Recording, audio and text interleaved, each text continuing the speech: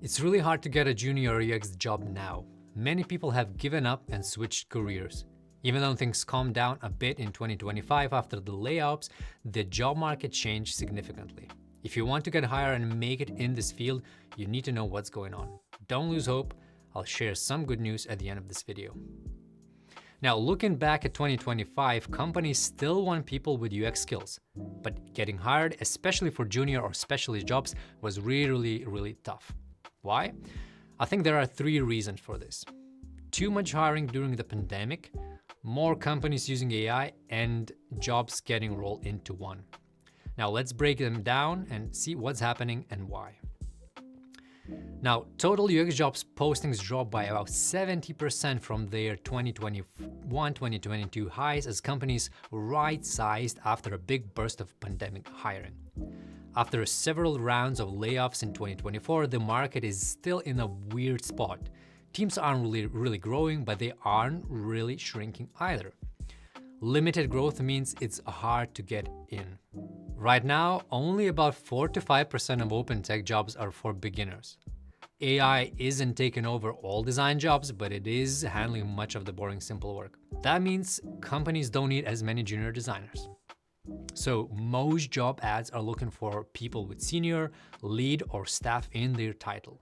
It's gotten harder to find entry-level jobs, and many companies require 3 to 5 years of experience, even for jobs labeled junior. Since companies are investing so much in AI, this probably won't change soon. There's also a drop in specialist jobs. Roles like UX researcher and UX writer, now called content designer, are way less common. In early 2025, there were fewer than 1,000 open research jobs. Now, companies want to hire people who can do it all.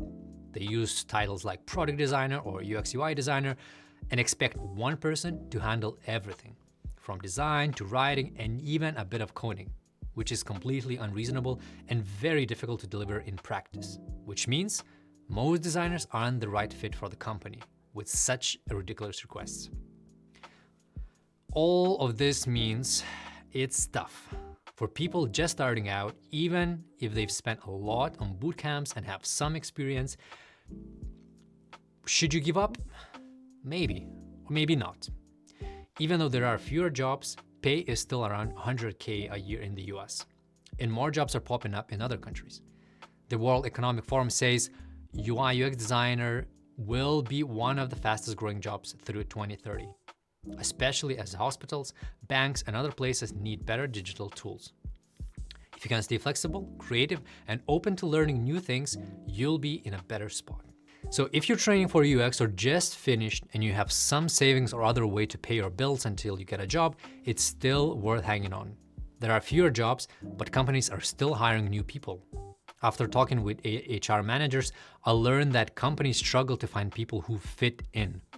They like to hire through referrals and their own networks, and they care deeply about social and soft skills. Just knowing UX isn't enough. I'll talk more about this in the next video, so don't miss it.